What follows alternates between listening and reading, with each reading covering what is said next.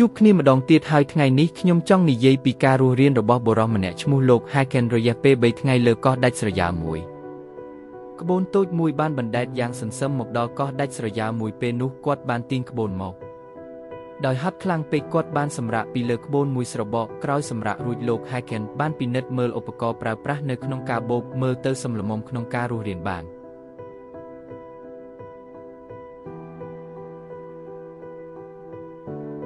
ពេលវេលាហាក់អំណោយផលពេលព្រឹកត្រជាក់ស្រួលខ្លួនខ្លាំងណាស់លោកបានបន្តរកមើលរបស់របរឬកាកសំណល់កំប៉ុងដែលរសាត់ទៅលើកោះនេះហើយយកមកប្រើប្រាស់បានជាប្រយោជន៍ខ្លះ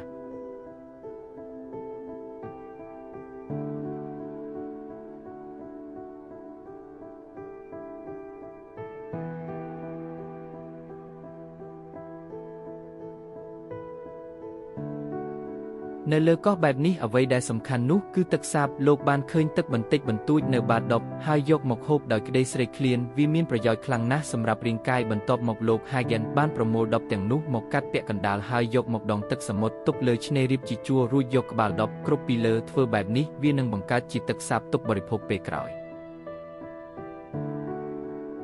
ក្នុងពេលកាយកាកសំណល់គាត់បានឃើញដេកកេះមួយរួចយកមកកេះតែអូព្រះឲ្យវាខូចបាត់ទៅហើយពេលនោះលោកនឹកឃើញមធ្យោបាយមួយដោយយកស្រកីដូងលើកោះនោះមកហែកញីយកភាគល្អិតរួចយកដុំមកបញ្ចឹងពន្លឺឲ្យកើតកម្ដៅវាពិតជាអាចធ្វើបានពេលនេះចេះហើយបន្ទាប់មកលោក Haken បានបញ្ឆេះភ្លើងទុកហើយរៀបចំខ្សាច់ឲ្យស្មើអ្វីត្រូវធ្វើពេលនេះគឺដើរប្រមូលឈើនៅលើកោះនេះដើម្បីធ្វើជំរកការពារកម្ដៅនិងភ្លៀងទុកសម្រាប់ពេលយប់លោកបានស្វែងរកដើមឫស្សីញាប់បោះបង្គោលរាងជាក្រពើហាចង់រៀបចំយ៉ាងមានរបៀបហើយក្រាលដើមឫស្សីលើកសាច់ទុកធ្វើជាកម្រាលសម្រាប់សម្រាកពេលរួចរាល់ដោយហត់និងស្រេកទឹកពេកលោកក៏ចូលទៅក្នុងព្រៃលើកោះនោះដើម្បីបេះផ្លែដូងដើម្បីផឹកទឹកសាច់ដូងមានប្រយោជន៍ផងដែរសម្រាប់ក្រពះវាមានជាតិសរសៃនិងជាតិខ្លាញ់ល្អជំនួយដល់បេះដូងផងដែរក្រោយមកទៀតលោករៀបចំខ្លួនចុះទៅបាញ់ត្រីក្នុងទឹកក្នុងសមុទ្រធំល្វឹងល្វើយមិនខ្វះទេត្រីតូចធំទេសភាពមើលទៅស្រស់ស្អាតណាស់